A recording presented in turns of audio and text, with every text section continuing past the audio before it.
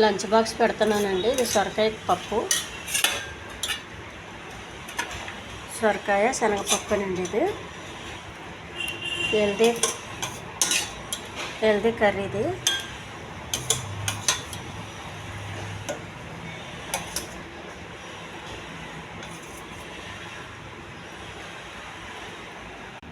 ఇది చిలకడదుంప ఫ్రై అండి.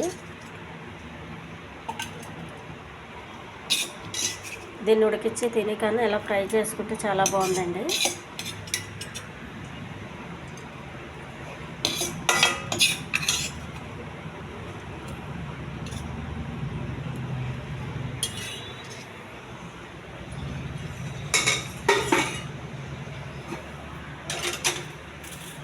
చిక్కుడుగా తాలింపు అండి. ఇది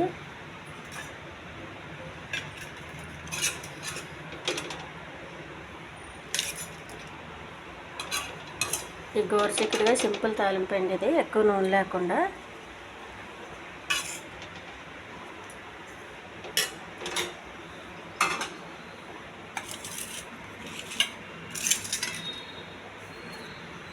రెడ్ రైస్ అండి.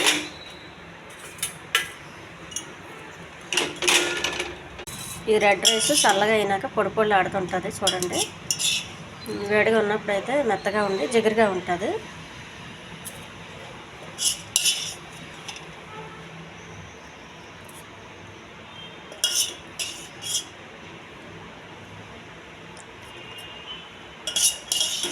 ఇందులో ఏ కూర వేసుకు బాగుంటుందండి.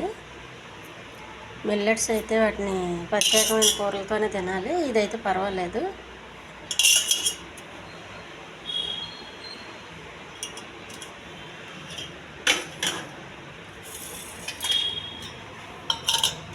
దోసకాయ చట్నీ అండి.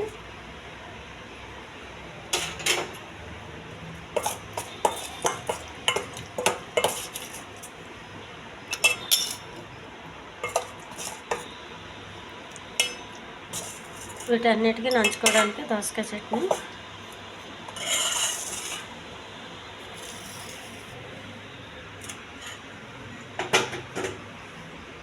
మిల్లెట్ రైస్ అండి. ఇది కొంచెం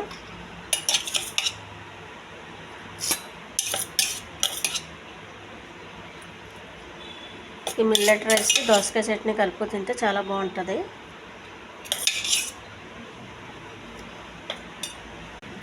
జొన్నపొత్తు ఒకటండి ఉడికిచ్చింది. ఈ ఛానల్ నచ్చితే సబ్స్క్రైబ్ చేయండి, షేర్ చేయండి, లైక్ చేయండి, కామెంట్ చేయండి. చాలా హెల్తీ ఫుడ్ అండి ఇది.